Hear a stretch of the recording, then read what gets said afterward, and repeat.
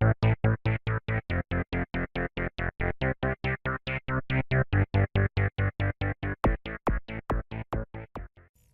viewers, welcome to another game of Casual Pro Gamer.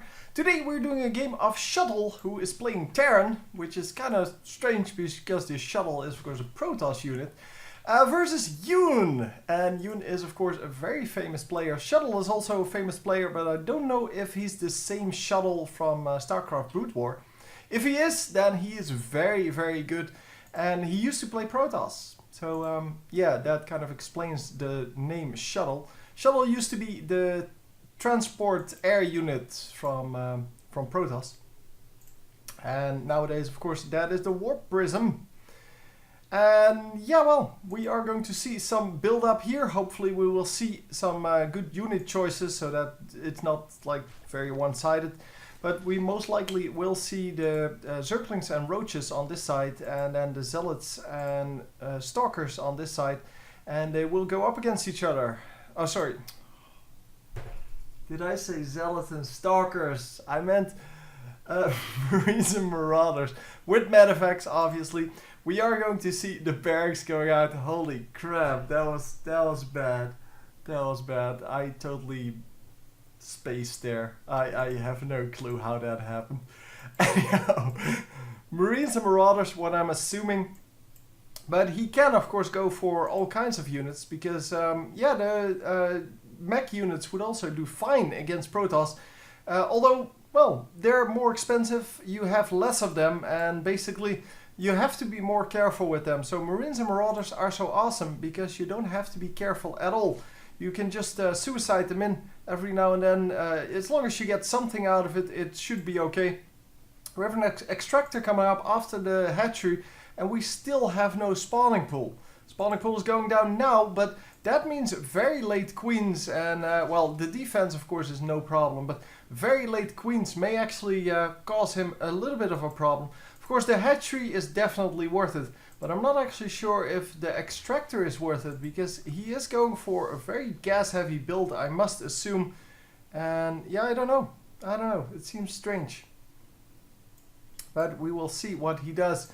So we are going to produce some Marines here, obviously, and we are going to go into another command center. Look how far back that is, by the way. He doesn't want that to be scouted. He's going to send out one of his Marines to here, I'm assuming, just to make sure that that Overlord cannot get in. He is not going to see this Overlord, but the Overlord is going to be able to scout this command center. But I don't know how long he wants to keep that a secret. For now, the Overlord sees that there's nothing being built here. And that is exactly, yeah, what he wanted to see. So that's the only thing that the Zerg player really needs to take a look at, because he knows that this barracks is out. He also knows that there's either a second barracks and maybe even a third, or there's a factory, but he can't scout that because of these Marines. If these Marines get hold of this Overlord, there's way too far to go before he's safe, because here he's still not safe. The Marines can still shoot him from here. And yeah, they are going to catch him now. And there you go, getting quite a bit of damage done. And you can see how fast he goes down. And yeah, of course, the Terran player should have ran over here first. And then the Overlord would have ran over there, and then he could have sniped that. But anyway, we're going to see that this Overlord actually survives. Even though it shouldn't have. But yeah, we're going to just, yeah, just build up more. A bunker is coming up. Kind of a strange position for a bunker though. I mean, it doesn't really cover anything. It covers like this much. I guess it covers the ramp, but that's about it. Maybe it's just made for the ramp, but yeah, I really don't know. I really don't know. I'll just say that right now. I just have no clue. So he does see now that the command center is coming in, and he's actually going to save his Zergling. Even though that Zergling was pretty much dead from the moment it came in, it got out anyway. Yeah, so the bunker is going to defend the ramp, as I said, and a little bit of this, so it's hard to run past here, but he can still run past here, so really no problem for the Zerg player to harass that natural expansion. And we are going to see a Nidus network. That is interesting. Because Nidus networks are normally not built. They're just really expensive for what they do. And they don't really do a whole lot. So that's kind of the problem. Roach Warren coming up. And I don't really see it. Where is it? Oh, it's over here. Okay, that's why I didn't see it. Because I was searching in the main base, but it is in the natural expansion. Roaches are going to come up, and roaches are going to run into this Nidus network. As you can see, he rallied his hatcheries to this Nidus network. And actually, yeah, I don't know. The second one is rallied over here, so it's kind of strange. But he is going to plop all of that in there, and then hopefully get a good Nidus worm off. Of course, well, you can see here that the supply depot is actually going to prevent the Nidus worm from coming up there. And there is really nowhere to go. In this whole base, there is nothing to do. And yeah, so he's going to plop it down outside. And of course, outside is... yeah, it works as well. So he's going to lose quite a few SCVs. The Zerg player is going to lose some of his units, but not enough to actually make this worth it. Then the Hellbats come out, but the Hellbats do extra damage versus light, and roaches aren't light units, so they're not really scared. And they are going to run back, obviously, because that is what you do. And more roaches coming in. He has 2 creep tumors out. The creep tumors, of course, once they burrow like this, you can't snipe them anymore without, well, some kind of detector. And he doesn't have a detector yet. So, yeah, there's that. The final roach also gets out. He's not researching burrow for now. That would have been great, because if you can use the burrow, then the roaches will up really quickly. As it says right here, which is why I hovered over there. But I just realized that my camera thing is normally over here, so you can't actually see it.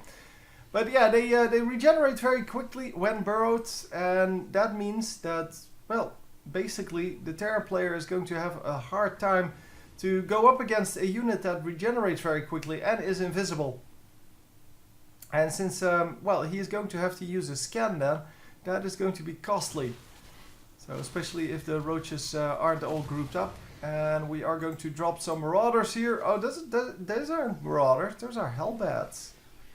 Wow, it's a strange choice to still be producing hellbats, even though, well, the hellbats, as I said, are good against light units, not so much against the armored units. But they do pretty well. They are armored themselves, so they should not take too much damage. Of course, roaches have flat damage, they just have 16 damage, and that's it. So no matter what you do with them, or who you attack, it doesn't really matter. You lost 2 hellbats there, and I don't think any roaches went down. Oh, we are going to get a second Nidus worm up. And is he going to be in time? I think he's in time here. Yeah, he is in time indeed. So that goes down.